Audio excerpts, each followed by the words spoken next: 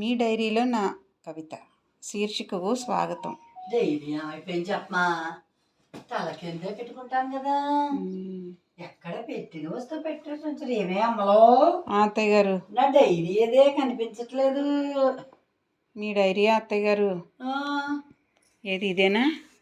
దాని మీద పేరు కూడా ఉంటుంది కదా, సుధా అని రాస్తుంది కదా. ఇదేనండి డైరీ ముట్టుకొచ్చాలా ఒకళ్ళదొకళ్ళు.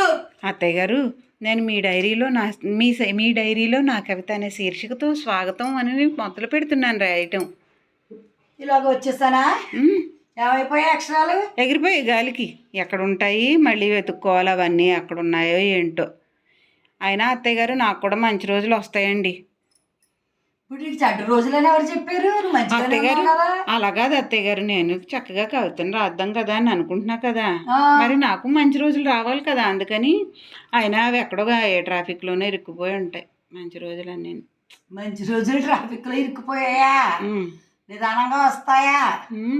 ఇదేనేటి మీ డైరీలో నా శీర్షిక కవిత?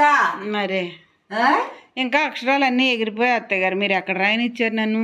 ఈలోగా అమ్మాయి అమ్మాయి అమ్మాయి అమ్మాయి అంటే అలా కదే, నువ్వే రాసావు కదా, బుర్రలో ఉంటాయి కదా, చెప్పు. ఎగిరిపోయి మరి ఎగిరిపోవా? మీరు అరిచేసరికి అన్ని కాకులు పక్షుల్లాగా ఎగిరిపోయి.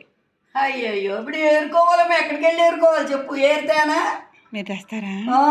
మీరు రాస్తారా? నీ పోగొట్టుకున్నవన్నీ ఏరేసి పట్టుకొస్తాను, సంచిలో వేసి పట్టుకొచ్చేస్తాను. అప్పుడు మళ్ళీ డైరీలో పెట్టేద్ది. కానీ మంచి రోజులు ట్రాఫిక్ లో ఉన్నాయట. ట్రాఫిక్ నీకు జరిగినట్టు ఎవరికే జరగదు. నీకు అన్ని మంచి రోజులే.